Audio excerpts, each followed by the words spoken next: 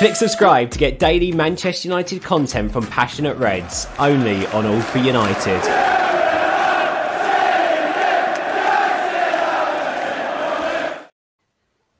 Hello all and welcome back to All for United. Look at this star-studded panel I've got. It was the perfect... This Reds Weekly could be the best one because it was the perfect week for United. 2 women's wins, semi-final of the Cup, two men's wins, all of the Academy, I think, won as well. So we've got a lot to talk about and a lot to be positive about at the moment while we can. We may as well make use of it because I believe the last time we've not had a few... we've not felt like this in a while, so let's enjoy it while we're there. Get all your comments in. I'll be sure to get through all of that as we go along. Let's go around the house, see how everybody is. Alexi, welcome back. It's been a few months since you've been on the channel. How are you doing? Yeah, thank you. It's been a while. My last appearance was obviously Hey Ho Parejo.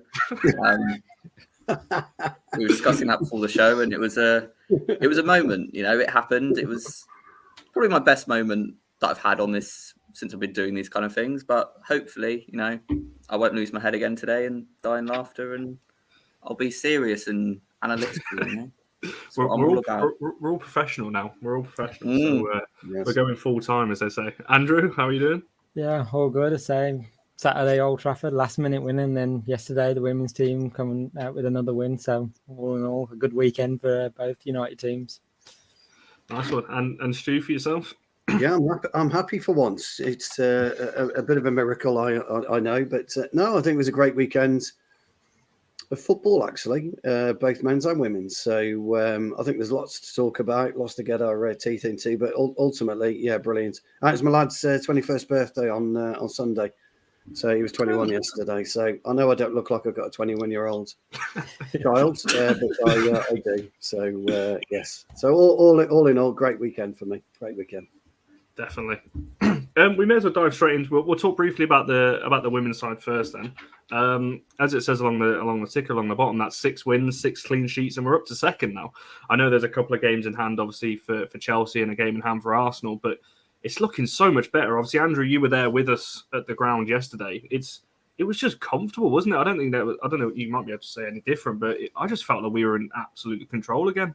I think I said because you were on the women's channel earlier, and I said in the comments we just controlled the game throughout, and just felt like we were in and out of possession. We was like relentless in what we was doing. It's like, okay, we had to be a bit patient in the first half. It was like trying to break down a Tottenham side that was like sitting much further back. So, but once we got the first goal, it then just seemed to settle down and be more confident. And then the second goal from Dele Alli, that header was just like something a bit. I think John Komodo was sitting with his head a bit like Paul Scholes, just coming inside the box, making that final run and just a bullet header into the goal. But then the second half was like, say Leah Gottman just finished the game off. I mean, I think Mary Earps only had to make a couple of saves, and then say Tottenham didn't really. Everybody's building this game up to be like the battle for the top 3, and say Spurs didn't really offer that much in terms of attacking. So, and I just feel like we're in a good place now. Mark Skinner seems to be getting the players to his ideas and the way of his workings as well. And I just think I'm quietly confident we're going to get top 3. Maybe just maybe we can push Arsenal and Chelsea for that title, but we'll have to see on their games in hands. It was good. I say the draw yesterday for Arsenal and against City was just helped us out a lot. So we'll have to see what's coming up in the next few weeks, because I know we've got Arsenal away and then City away. Yeah, and then obviously the Conti Cup semi-final as well. So we want to be fighting on all fronts come the end of the season as well. Stu, for yourself, I'll come to you on this. What do you think is kind of... me personally, I don't think it's any coincidence we've started keeping clean sheets now. Dele Alli is in the team. It's something we scream about for the men's all the time. We need a 6. Dele Alli is the 6. She could probably play in both teams, to be honest. What do you think is kind of the reason for this good run of form? Because not only are we winning, we're beating teams around us. We're beating teams below us very, very easily. And we haven't conceded in 6 games. What do you think is kind of the main reason for that? Yeah, well, any time a new manager goes into any football club, it will take a time to identify personnel, takes a time to identify their traits, and he will have a way of playing. And Skinner would have known all along even in pre-season, a little bit of pre-season we had with him, how he wanted to set up, etc., and the types of personnel and the types of players that he wanted in there. And I just think it's taken him that little bit of time to really understand the strengths of the girls in each of their positions. And Katie Zellum is a perfect example. I called that on day one at Reading, that she was a standout player for us, and I got castigated for 6 or 7 games, etc., etc., etc. But she'd been played out of position. And I wasn't aware at the time, due to my lack of knowledge of the women's game, that Hayley Ladd was a defensive midfielder and who was in the squad. And I think it's no coincidence that since she's actually come in, Zellum has been playing in her favourite position. And Vilderberg Reese clearly had her issues at the very, very beginning, struggling to acclimatise, etc. And since she's, found her feet in the WSL, it's become a midfield 3 that's probably the best in the WSL on current form. And whether you would take them individually over other players within the WSL, I'm not so sure, but that doesn't necessarily matter. It's how you operate as a 3. And they are operating very, very, very well at the moment. They're operating at the highest level. When you have a loss of Millie Turner, which is a problem for us, but when you've got somebody like Thor who can step in alongside Mannion, I think Thor and Mannion are a great partnership anyway, but I would bow down to Millie Turner just being a slightly better player than both Mannion and Thor. But there's no loss really too much with Millie going out and Thor coming in. I think the main issue could well be squad depth. I think for us to be able to fight on the Conti Cup, fight at the WSL at the top, if we're going to challenge, I think squad depth and how he uses the squad now is going to be key moving forward. If we don't make any further signings in this window. And signings for me is a big problem. When you've got Arsenal, you sit in top of the league, and they made 3 that I know of, possibly 4 signings, during January. It just goes to show you how seriously Arsenal are taking this. I think Emma Hayes is under a bit of pressure at Chelsea. As she's not having it her own way this season, she doesn't like it, and she's blaming all sorts of things. Brighton are a tough team, anyway, as we can attest to. And I did say at the time, when we drew 1-1 with Spurs away, we looked like we were going to concede, but it was just one of those goals that can happen at any time in any match. And I just feel that if that game had gone our way, just that particular one would be very, very comfortable. We're 7 points clear of Tottenham, I think, if my maths is right. I think we're 4 points clear anyway, aren't we, at the minute? Something like that of Tottenham. So it'd have been 7 clear, and we'd have been a lot happier. 6 clear, because of obviously we've got a draw, but we'd be a lot happier with where we are in terms of position. So look, I don't think we can win the title. So I'm not being a defeatist, but it's a knowledge of football that tells you I don't think we can win it due to our squad depth. If we can't keep our midfield trio, I know we got Jackie Cronin to come back in, but if we can't keep our midfield trio playing and fit, it could be a problem for us moving forward. Yeah, definitely. I think that, Nat saying in the comments there, I think obviously a huge fan of Vilder, and I'm starting to see, we've done a couple of shows on the women's channel about her, and I still don't think she's reached her ceiling, and that just shows how good of a player she is.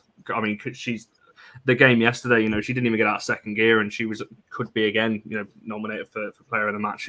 Her passing range, she's got a brilliant shot on her. She's always finding those little pockets, almost Bruno Fernandes-esque, just finds those little pockets that you want. And that midfield trio is just working. I said on the women's channel earlier that they just know where the other one's going to be. Lad's playing as the CDM, and she scored yesterday. She's the furthest forward to get on the end of the cross.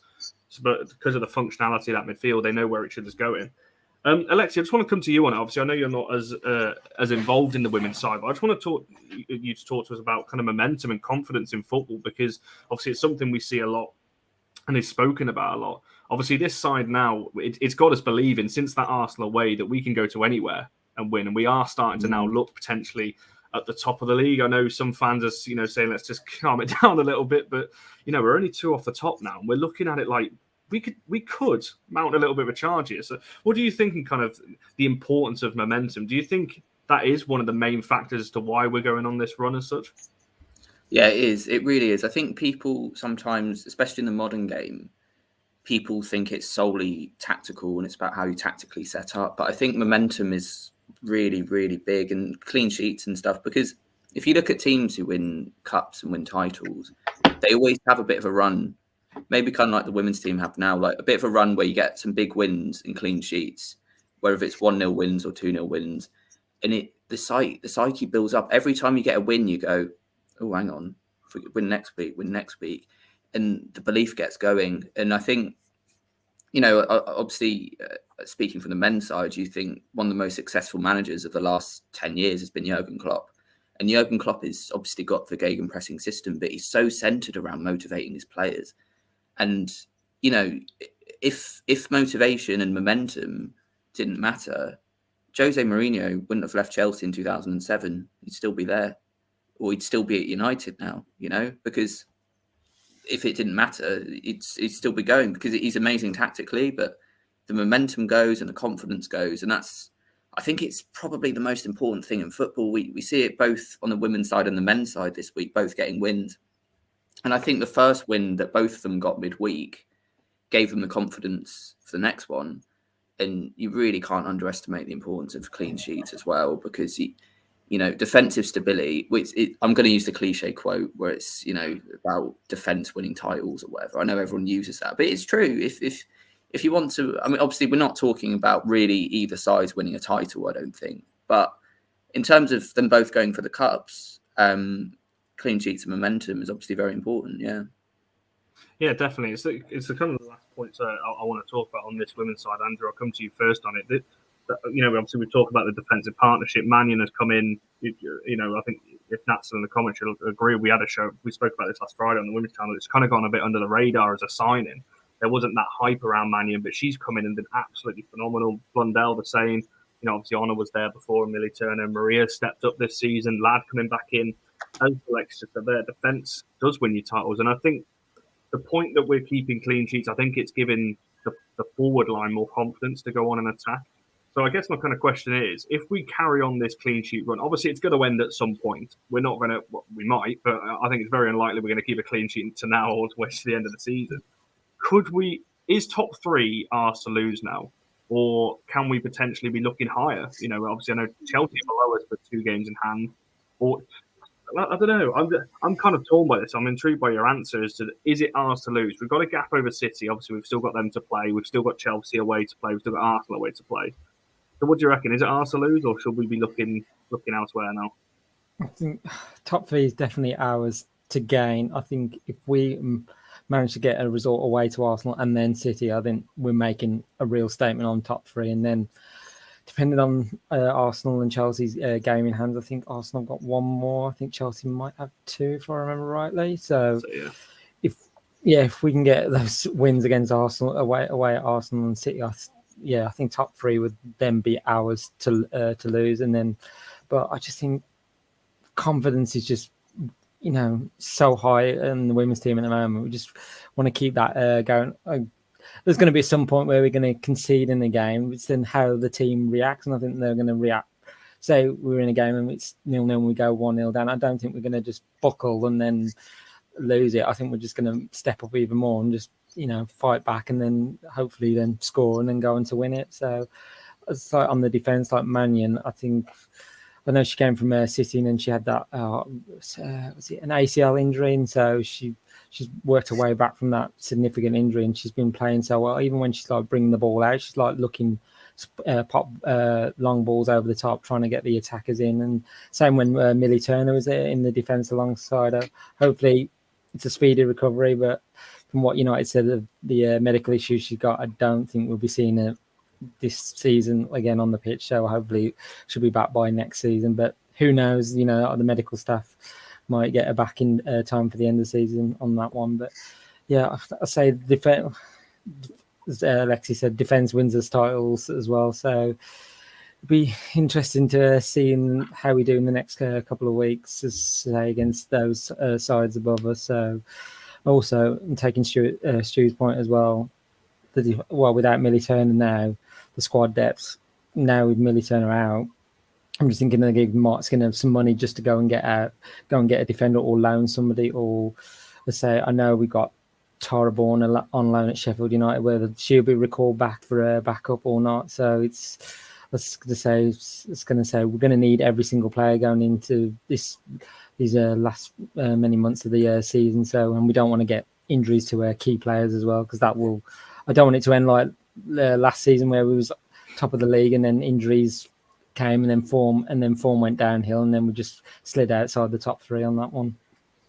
Yeah, definitely. And Stu, you have the final word on this women's side. Cup semi-final coming up in a week and a half time, away at Chelsea. It's the start. Those 3 games, actually. Obviously, I know we've got more important games as well for the rest of the season. But we play Chelsea away in the Conti Cup semi-final. Then we've got Arsenal away on the Saturday, and then City away the following Sunday. Those 3 games could really.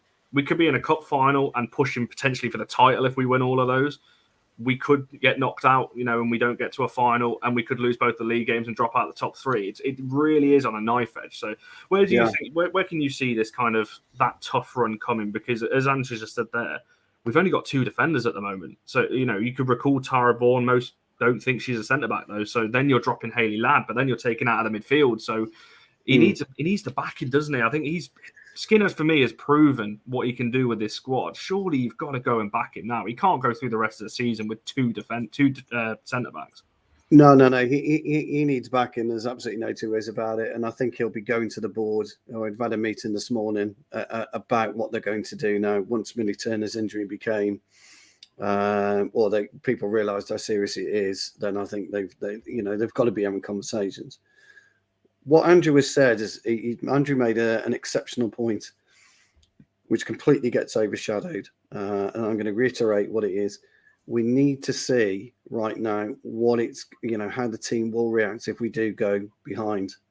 The 6 games by keeping a clean sheet is okay, but you've got to see character. Now, a lot of fans will be like, you're just talking nuts. You don't know what you're talking about, Stu. But actually, you will learn a lot about the team now if they go behind, because it'll be an absolute shock to them, a shock to the system. Like, how we conceded, what do we do? So I think that's over the next 2 or 3 games we are going to concede, and it's how we step up and how we deal with that moving forward. So you make a great point, Andrew, and not many people would have thought about it or mentioned it. Going to this run of games, as a footballer, you would be absolutely buzzing. Absolutely buzzing. You cannot wait for this trio of matches now, because it defines your season. You know that whatever happens, in the Conti Cup semi-final against Arsenal and City, our season is going to be shaped. By the time we play City, our season is shaped. And it's up to us then to make sure we shape it our way, rather than letting others shape our season. And that's what Skinner will be drumming into the girls at the minute. This is our season. We must shape it. Because if you even right now have just a 2-3% offage in your game against the likes of Arsenal, if you fall asleep for a second against Miedemar, I know she's not on the best of form at the minute, but she'll punish you. And I watched a little bit of Miedemar and Blackstenius yesterday. I think there was about a 10-minute cameo for Blackstenius as she came on. There was 1 or 2 small link-ups. It looked good. And so I think Arsenal could look dangerous. Their centre-half that they brought in, that Brazilian girl, I thought she was amazing. I thought she was solid. I mean, she came on, no messing around, straight in for the first tackle. And she looked good. She looked very, very good. So when you're up against teams like Arsenal willing to strengthen, Blackstenius, we all know she's a quality player. Phil O'Connor speaks volumes about how good she is. And so that's going to be a worry for us. So by the time that we play Arsenal, Blackstenius probably won't have played that many minutes, which I think will be quite good for us. By the time we play City, I'm a tad worried, if I'm being honest, against City, because bringing him back in Steph Horton, she adds a solidity to the back, a little bit like Millie Turner for us. They've got a very young goalkeeper who looks really, really comfortable and confident. Bunny Shaw, she's a big old brute up top, but she'll get in there, she'll cause problems.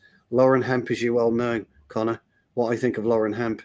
She needs a red shirt on, not a blue shirt. She's absolutely fabulous. Park as well on the right. They're a very, very dangerous outfit. So Skinner has got to just drill it into the girls. Alexi talks about momentum, talks about mentality. You're absolutely right, Alexi. For the women, they've got to have this mentality.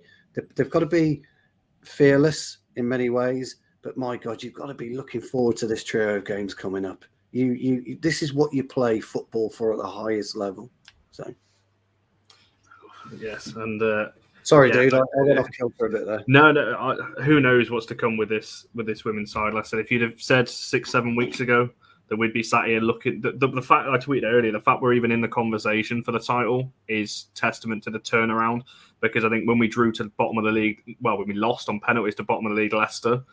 It wasn't great, but yeah, it's looking good. So hopefully, when we come on this show in a few weeks' time, once we've played that run of games, Chelsea. It's only next week, next Wednesday.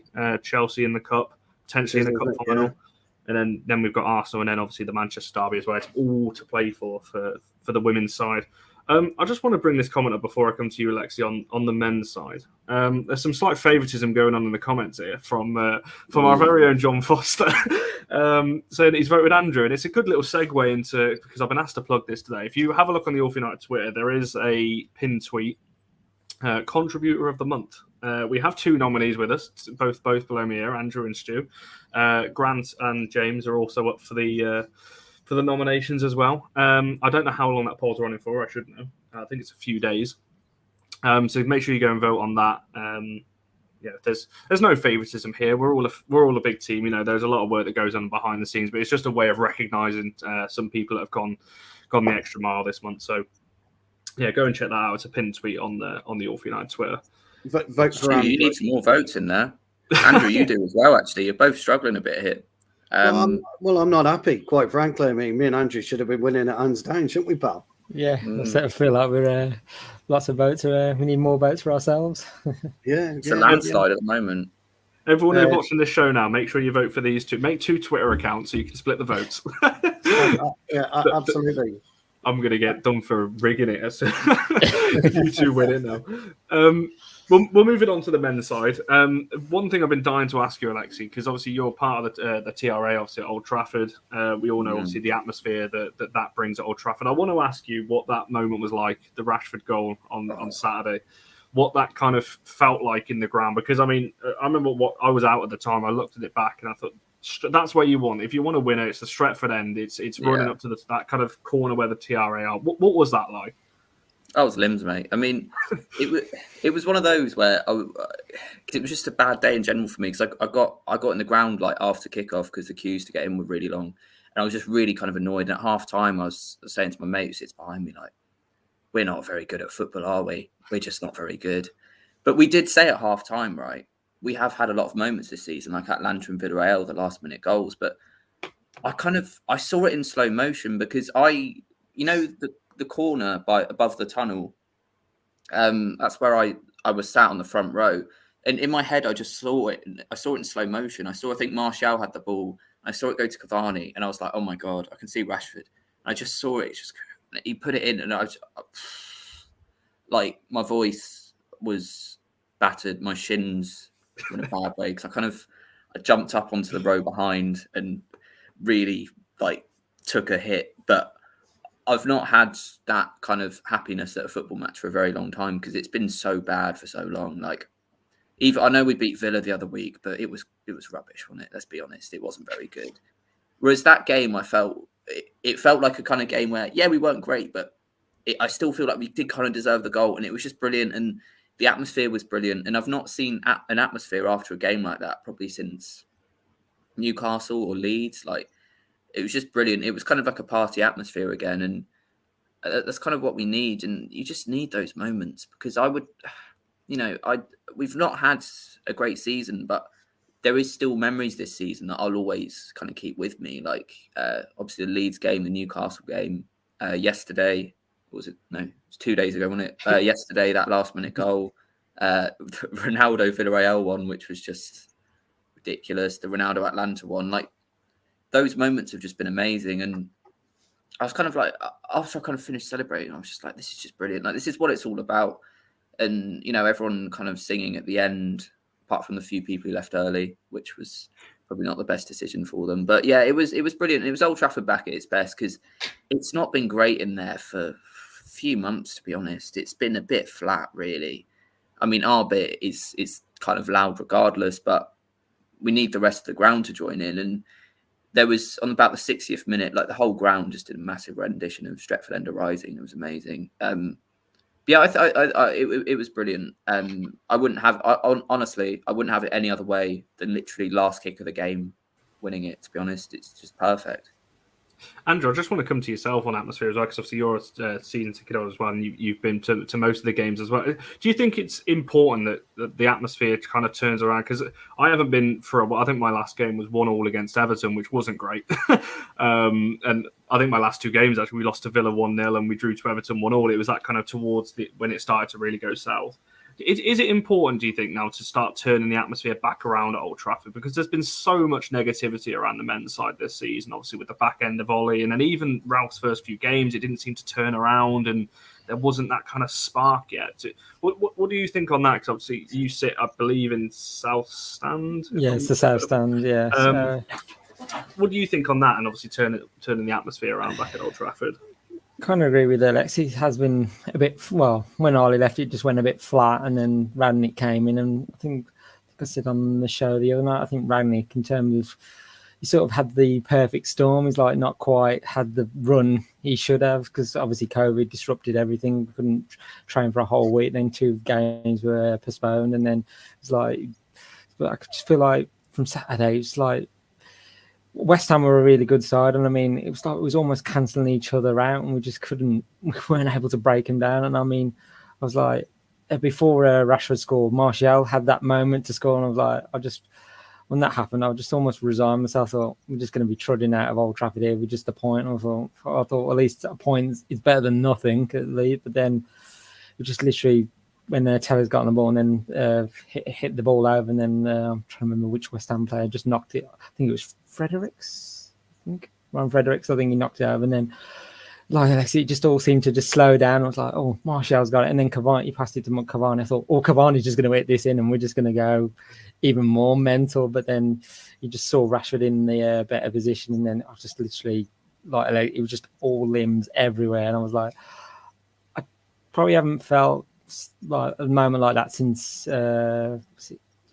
game against City, before the first lockdown, and when McTominay hit the ball before he hit it. I don't know whether we all knew in the ground then, well, this could be the last time we're in here for a while, because obviously that time we wasn't quite sure if he was. But then I just into that, was just like that moment of a last minute winner, just no better feeling and United do it best as well. I mean, now I think Rashford, now it's 4 times he scored in the Premier League in injury, last minute winners. So, and I just think that'll do his confidence the world of good. I mean, even the one against Brentford, you just thought you can see Rashford just seems to be enjoying his football again, whereas before I just think he had his injury, he came back, and then he's just I don't want to say not interested, but the Villa game in the FA Cup, there was a moment where Martinez had dropped the ball from a save, and it was Rashford didn't react, and my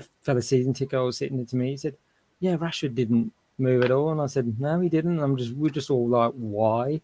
It's he just didn't seem to want to go in for anything. I'm like, so I don't know. I know. Hopefully, let's say from the fans on, we can just cheer on turn the atmosphere around and cheer on the players even more.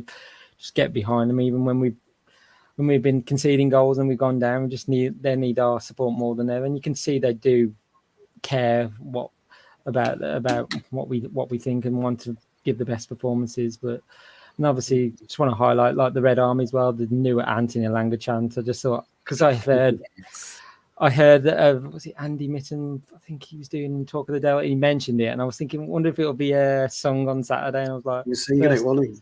I thought first half, I thought, well, I've not heard it yet. I was thinking, and then start of the second half, I thought, there it is. And literally until he was substituted, Elanga his name was being sung most of the time through the second half.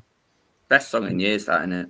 Yeah, really good song. It's good, yeah. I know he posted on Instagram, oh, thank you. I said, I've been in the Stretford end myself, cheering on other players and singing their names, but to hear my own name is just something I've always dreamed of.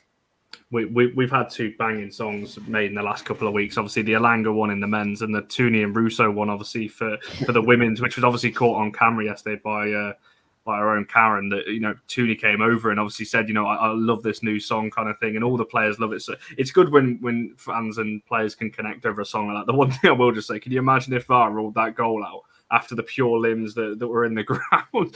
If VAR had ruled that out, I think there would have been riots coming out of on Twitter afterwards trying to say, oh, this is not, he should have been offside. And I think even Alan Shearer, I think he was like thinking, I'm sure he said it shouldn't have been a goal. I'm like, clearly you're just not, VAR is a bit more lenient this season because, you can't go down to the minute detail. It would have been off last season.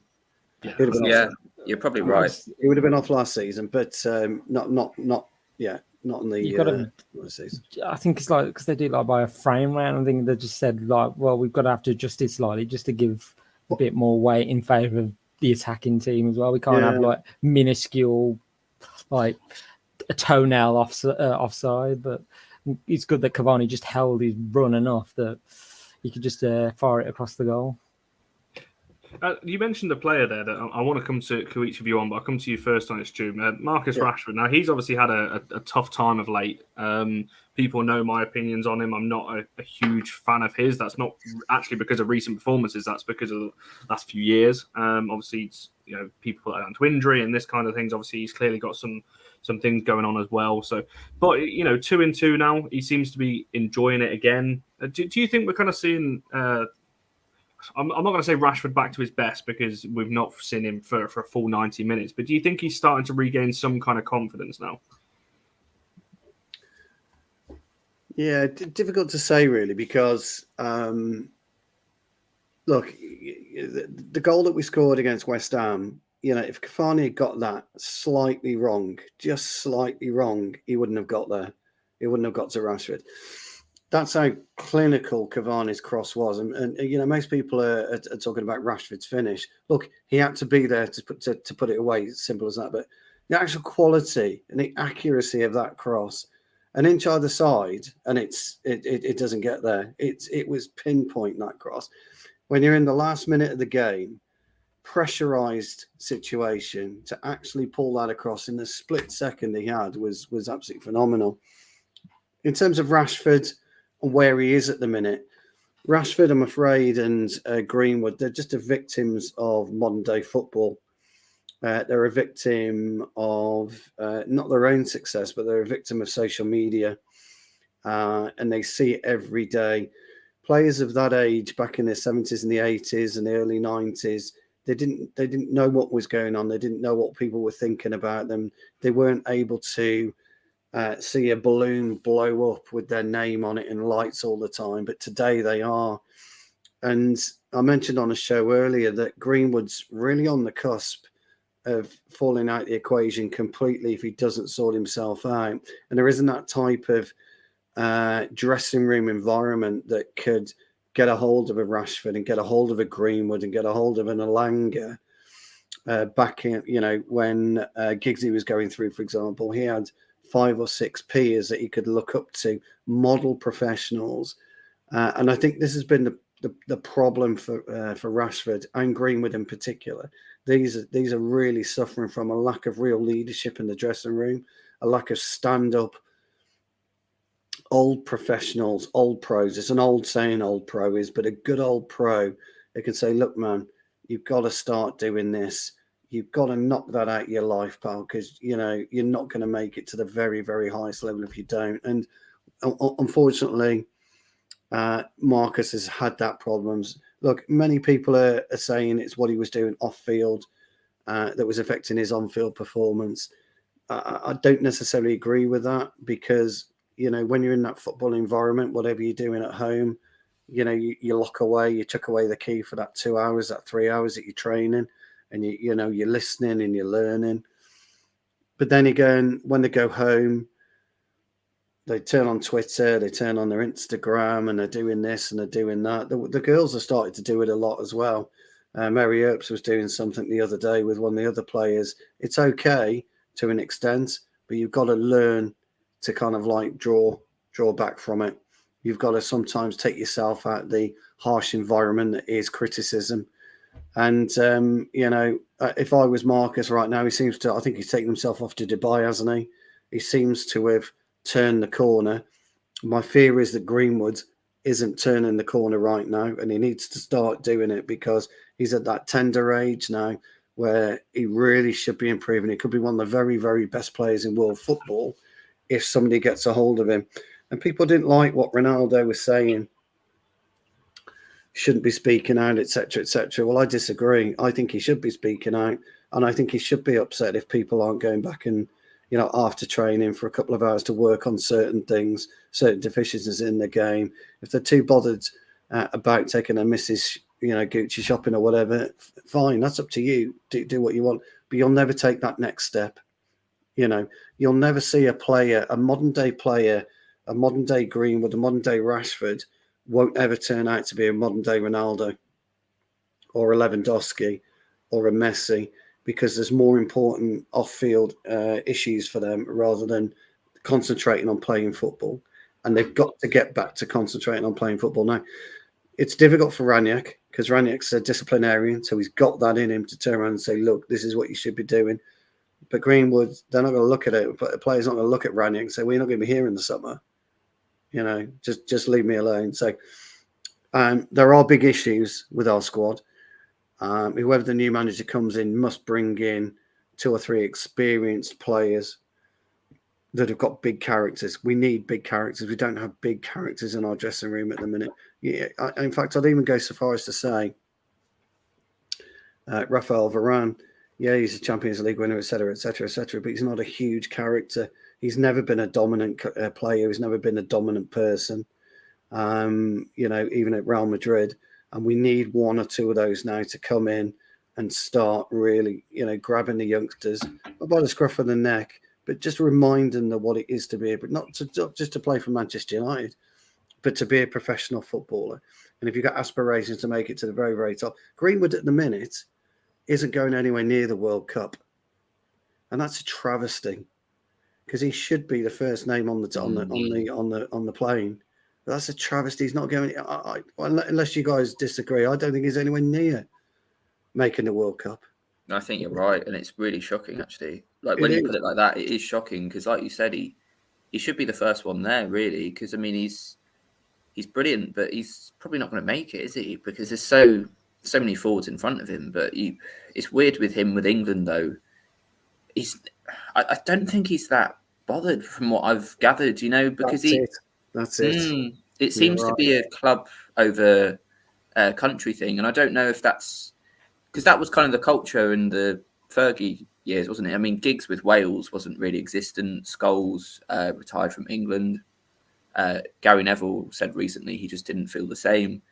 And I mean, this era is kind of different in the sense that players do like playing for their international teams. But I don't think Greenwood's transferred into that era, if you know what I mean. I think he's still in the mindset of what Ferguson players were like.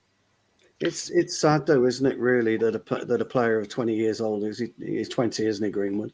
That he's not actually grasped what it would mean to represent your country on the very, very biggest stage. Now, look, I'm not, the Qatar. Look, he's got plenty of time. But if you're going to make it the very, very highest level, you're representing your country now, and he just. You are right, Alexi, and I know you're talking about England, but I think there's a bigger picture to be had with Greenwood at the minute. He's in danger of not actually making it to the next level where he should be. He really is. You've kind of led me on. Oh, go on, Stu. Let you finish. No, and I was just going to say that, Ronaldo, we're talking about that. I don't think he was aiming at anyone in particular, but I think we all know who he was aiming at because everybody knows the talent that boy has. Left foot, right foot, speed, skill. He's got everything that's required to play at the very, very highest level. And at the moment, he's in danger of falling away. That's just the way that I see it. Yeah, it's an interesting point you made. It kind of links into one of the other players I want to talk about. And Alexi, I'll come to you first, and Andrew, I'll let you have your say on this one as well. Obviously, Elanga's come into the side now and kind of grasped that opportunity. Now, we did a show with Tony last week talking about academy players. When they get their chance, they've really got to take it. You've got to be better than a player ahead of you to take that spot. Now, with Greenwood potentially falling out, I don't think he will. I think he should have enough good people around him to keep him kind of grounded and keep him going. So. Obviously, we don't know, but like you just said, we hope so. Obviously, Elanga's come in now and he's pushing really, and I think most people would probably say he's one of the starters. I just want to come to you, Alexi, first on it. Could Elanga then overtake Greenwood if he can keep his head down and keep just focusing on football and that kind of thing? Whereas maybe Greenwood has slightly had his head turned a little bit. Could we see maybe Elanga taking that spot? But also not overhyping talents, because that's something Jarvis has mentioned in the comments about overhyping talents just because they've had a good few games. Yeah, I think Elanga's done really well, and I think it's really strong management from Rangnick to say, we've got Sancho and Rashford and Martial and Cavani and Ronaldo. We've got so many players, Lingard, but Elanga's playing. I think that's a really, really strong management. But my view on Elanga, I think he's great. Personally, I think he's done really well. He's been a lot better than I thought he would be. Like in the air, he's brilliant. He's got a lot of tenacity in the way he plays. I think his inclusion in the team is more of a kind of, obviously I think he deserves to play, but I think it's also a symbolic thing from Ralph, because what that represents, Ralph putting Elanga in the team, is kind of a thing of we've got to all work hard again. I don't care if you're Ronaldo or Greenwood or Rashford, whoever you are. You've got to work hard to get in the team. And that is the perfect symbolism. And it's what Ferguson used to do. Like, with the older players, he'd go, well, put the younger ones in, you've lost your place.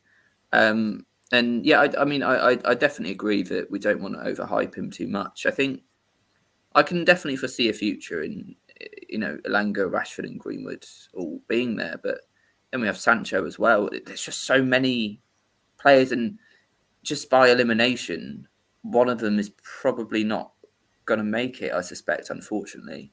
But I think with Greenwood, it's linking back to what Stu was saying as well. It's the thing of like, if Ronaldo was having a bad time, he said this in his interview. If he was having a bad time, he could speak to Roy Keane or Solskjaer or whoever. Schmeichel, yeah, whoever. Schmeichel, yeah. Who are they speaking to now? Because the problem is you don't have a winning culture. Because you don't. Ferdinand used to say, yes, Ferguson did a lot, but we used to also just lead by example, like Rio, Vidic, Ryan Giggs, Paul Scholes, Gary Neville. When a new young player came in, they kind of taught them standards. I don't think that's happening now. I think Ronaldo's trying to do it. I don't think Maguire's doing it, and he's the captain. So it's a symptom of the culture that our younger players have gone wayward because there's been so much disruption. They've had 3 managers in about 8 weeks, and Jose before that. And I just think this constant disruption can't be good for young players because the reason why we've not had as many amazing young players come through since Ferguson left is when Ferguson was there, you'd have a winning team that was winning every week, and he just eased young players in. Like look at Foden at City. It's been easy for him because he can just ease his way into this winning machine. Kevin De Bruyne, all these players are there, no pressure. Whereas now, we're watching United and going, Elanga's our best player. It shouldn't be like that. It's a credit to him that he is, but it should be he's a good player surrounded by all our amazing players that are good every week. Because no one's consistent, he comes in and then he's got all this expectation. We don't want to put too much pressure on him, but it's just it's a symptom of just this culture of negligence at the club. Really, we don't have a set way of doing things, and the young players are going to suffer from that, unfortunately. I just hope they can recover, and I hope we put a long-term plan in. It's a very good point. Yeah, it's a very good point because I think a few years ago under Louis van Gaal, I think we were relying on Martial for those kind of seasons, a young guy coming in.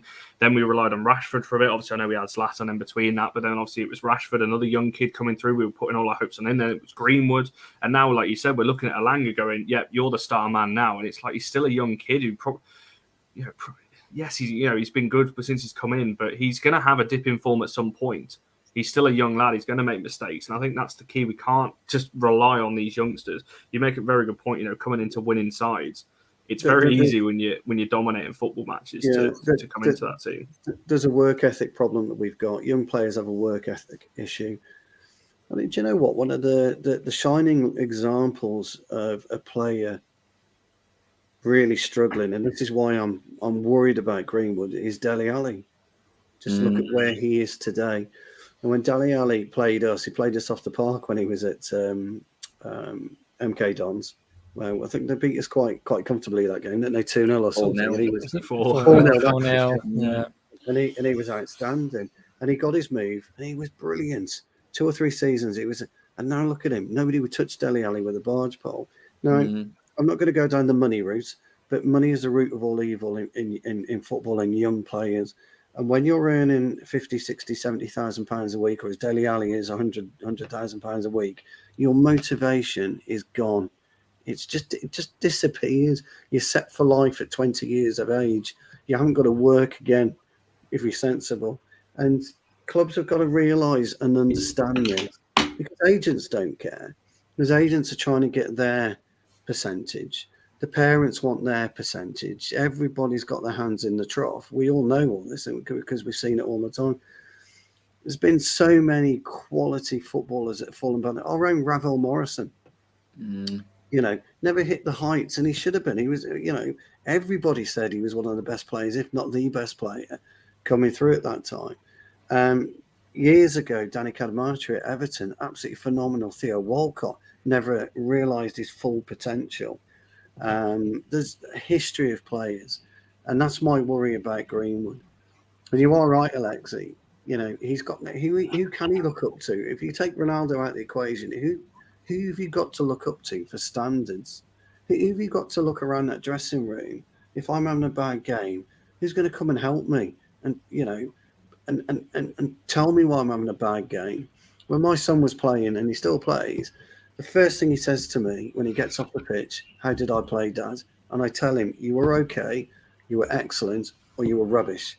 I always tell him the truth. I tell him how it is, so that he doesn't, so that he understands. And if he's rubbish, why? What did I do wrong? And I'll tell him why. And if he had a good game, I'll tell him why he had a good game.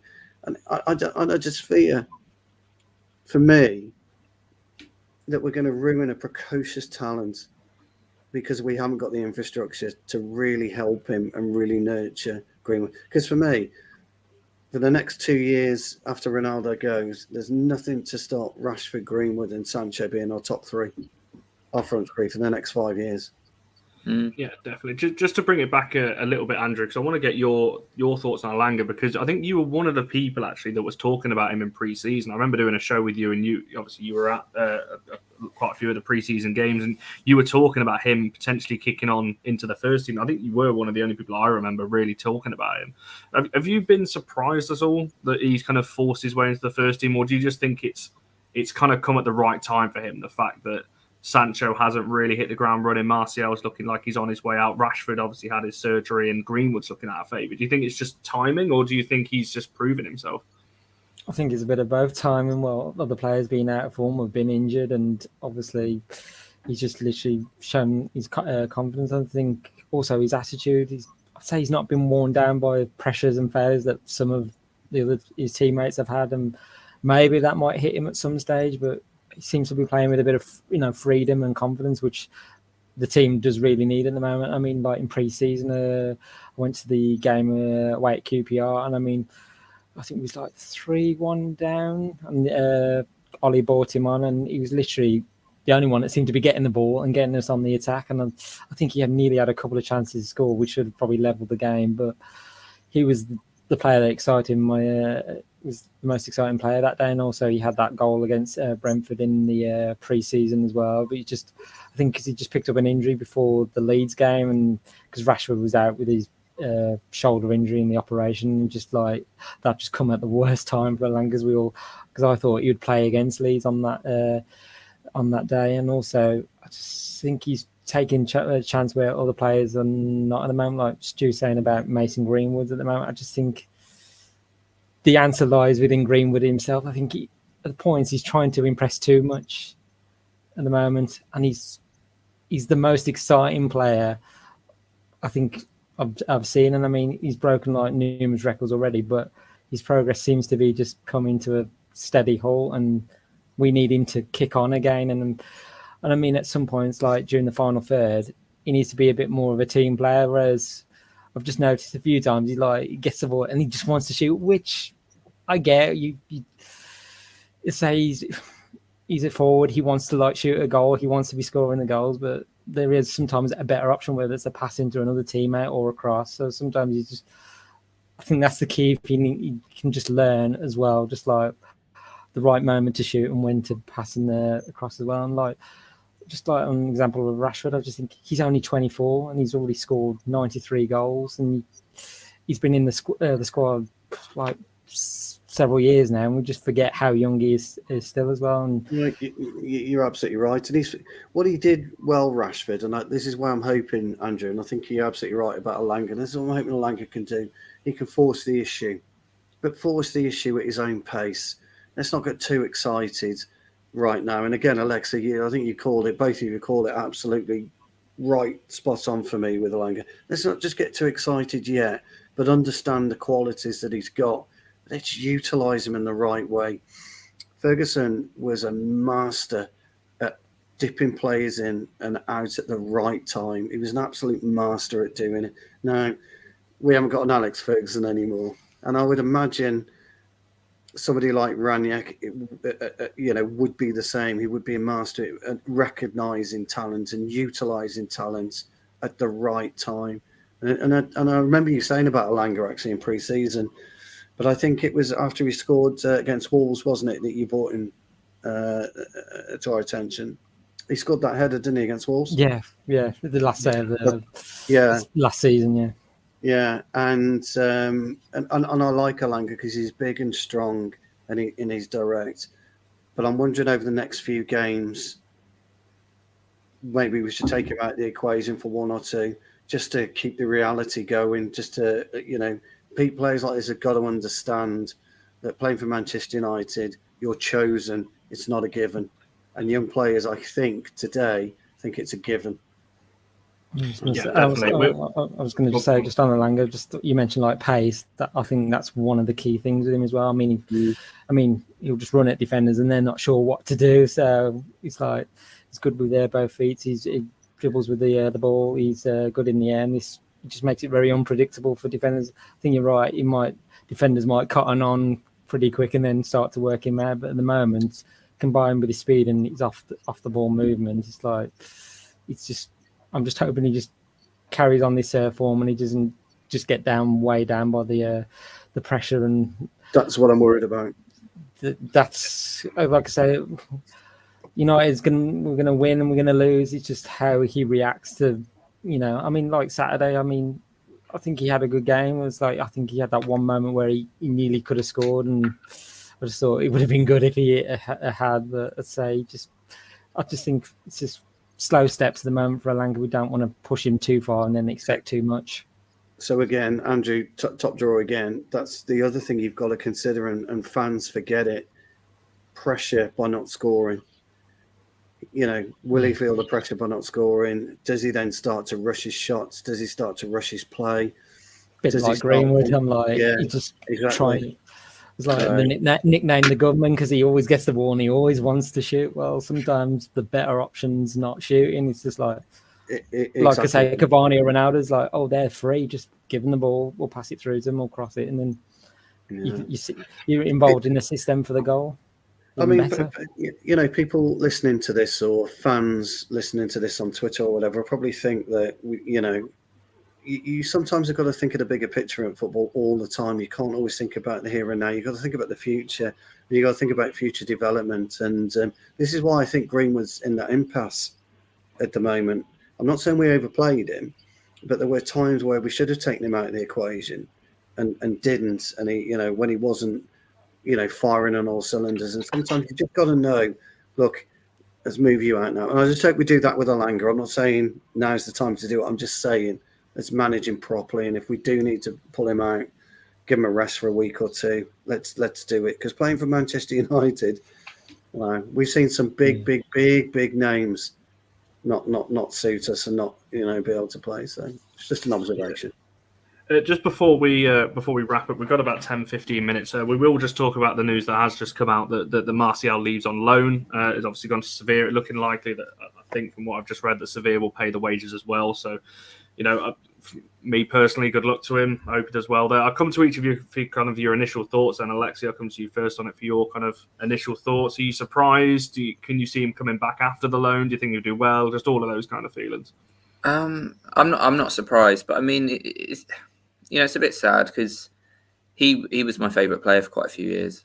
The problem is he's been here so long. I think when he came, I was 15, 16.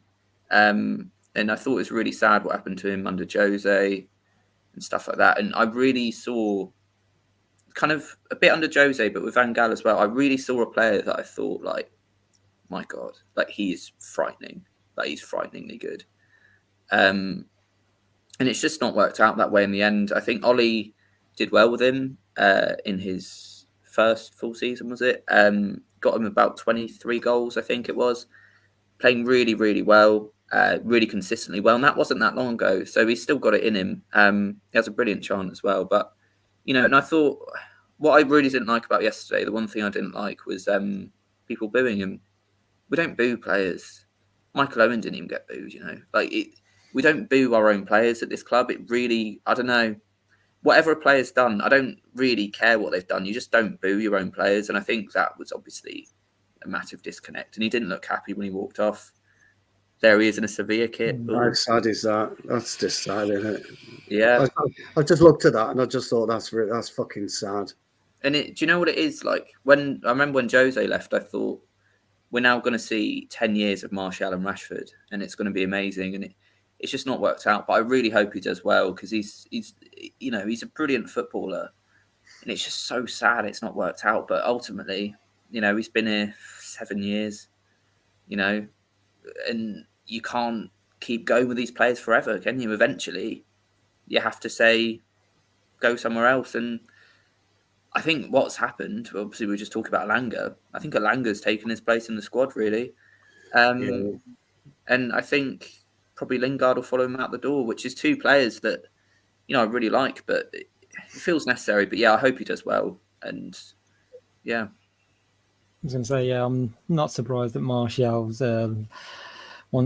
he's leaving for Sevilla. I know he told Ralph he wants to move on, which it's fine. If you don't feel like you can give any more to the club, then we'd rather move you on and then get another player in, or like Langer's now, say, taking his place on that. But I feel like Martial, when he first came in, obviously scored that goal against Liverpool, and I feel like the bar was set very high from the beginning for him. We thought, and when Martial, I say, when he's on his day, when he's on fire, no one can stop him. But then it's like it goes from season to having ups and downs, and like I just think like when Ibra came in, his form went back down, and then after Ibra left, it was like his form went back up again, and then Cavani came, and it was like I don't want to say. And sometimes when he's on the pitch, it looks like he's so disinterested, and I've said this to like other people. He looks like like Berbatov. He looks like he could be Berbatov could look like he was being lazy on the pitch, which he wasn't. Berbatov timing on the pitch was just perfect. He just he didn't have to like bust a gut to run to like get into the box. He just literally just jogged along and just made sure he got there at the right time to be in the box to score. But Martial, I'm just wanted a bit more from him.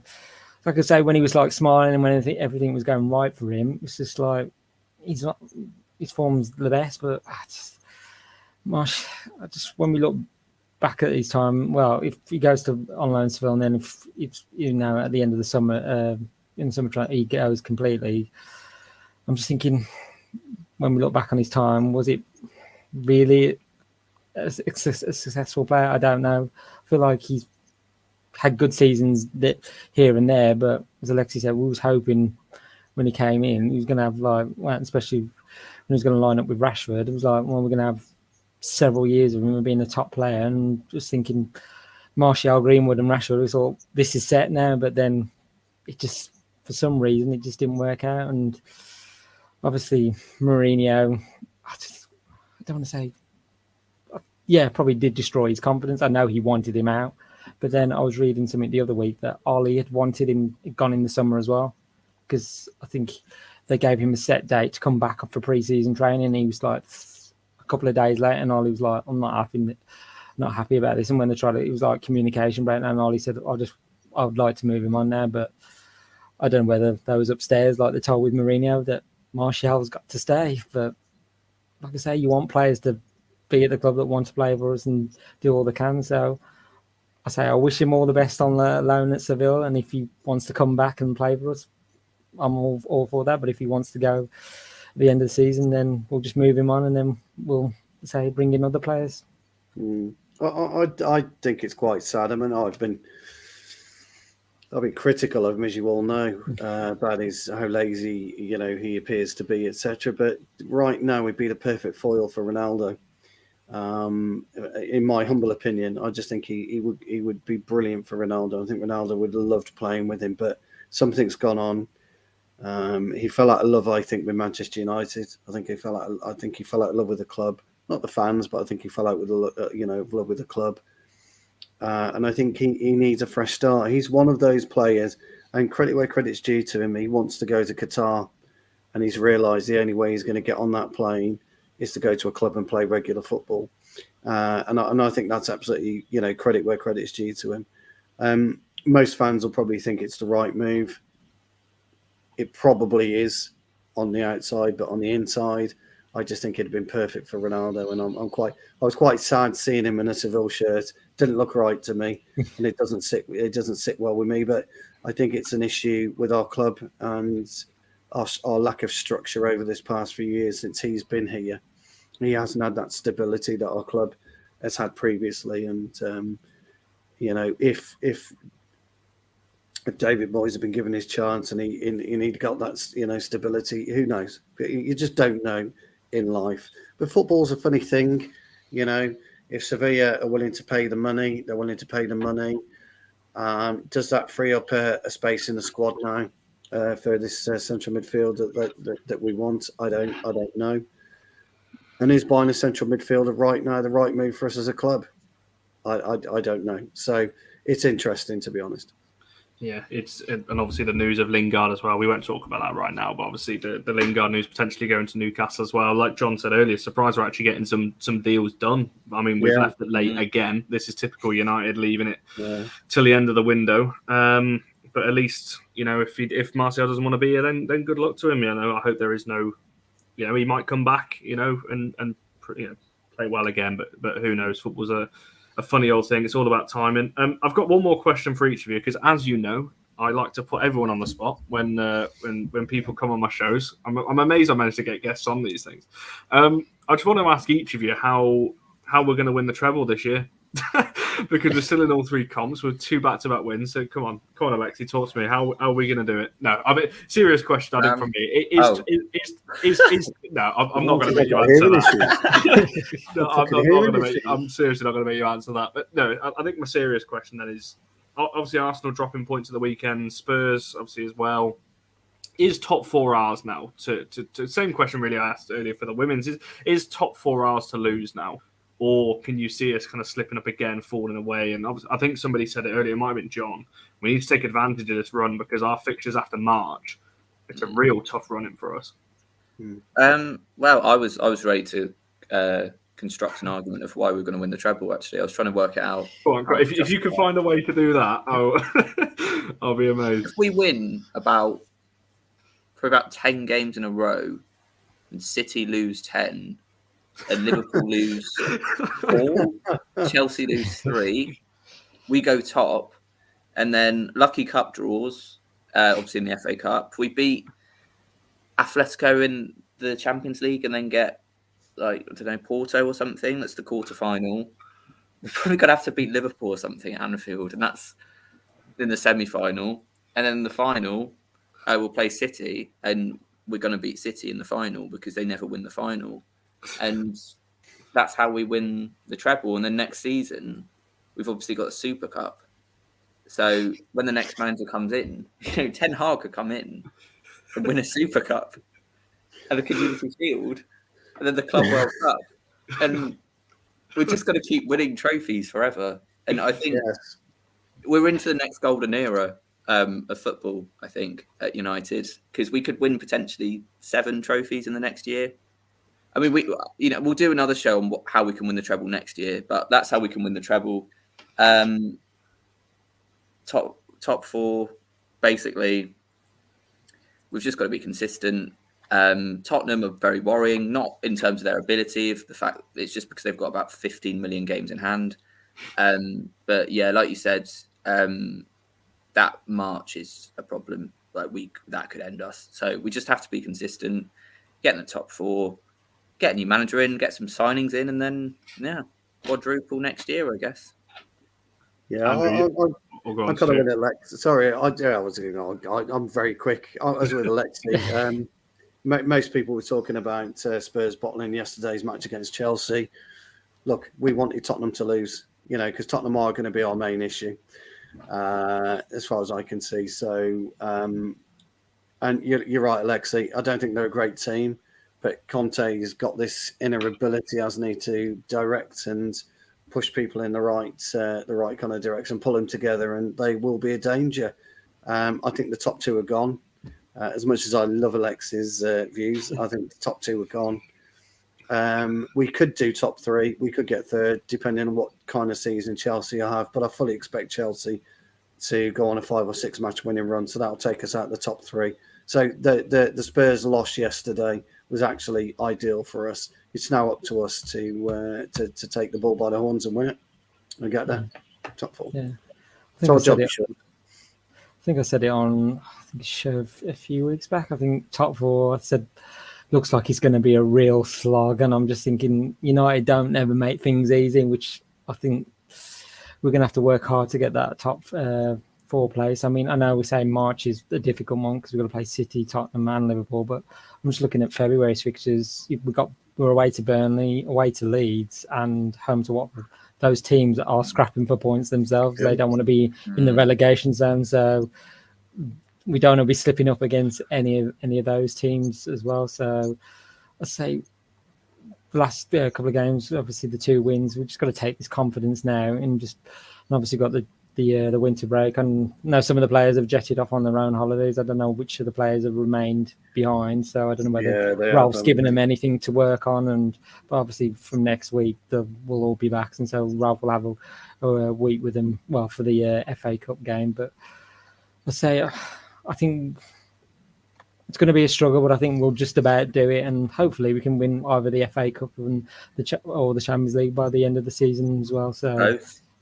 Well, or both, yeah. It'd be nice for both, but I'm just either or. Well, I'm thinking which one would I want to win more?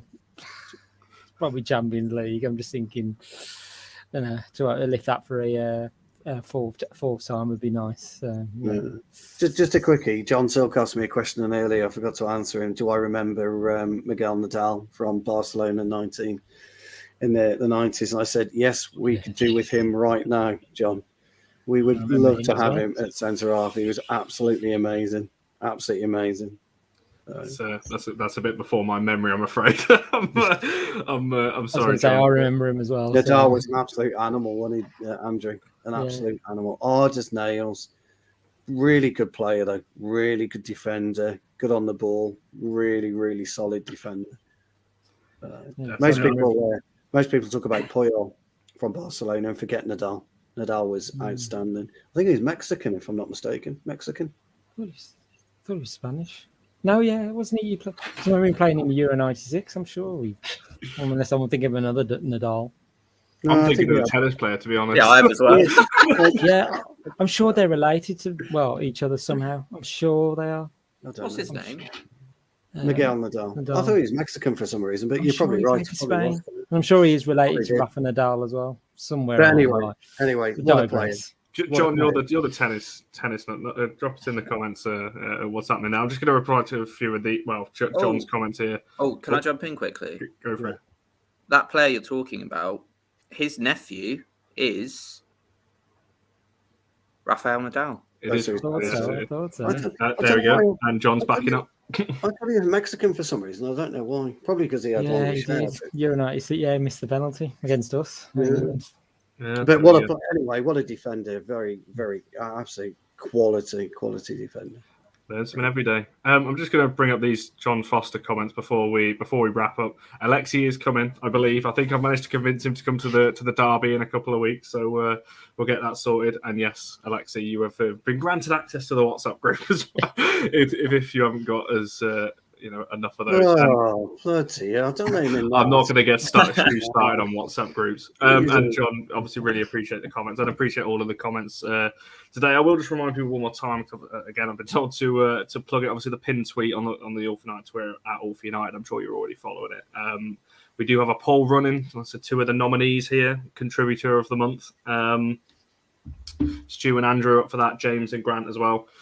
Just recognising some people that have gone the extra mile this month on All for United. So make sure you go and vote on that. I believe the poll's up for a few days, so there's still plenty of chance to vote on that as well. So that's another Reds Weekly wrapped up. This week we got content all through the week. The Devil's Advocate week version will be back on Wednesday, and obviously we got all the match day content coming up for the rest of the week as well. So we're back Thursday for tactical preview. Yeah, I didn't know that. That's why he's here. So, Thursday, make sure you tune in for that one as well. Make sure you like and subscribe, and we'll see you guys soon.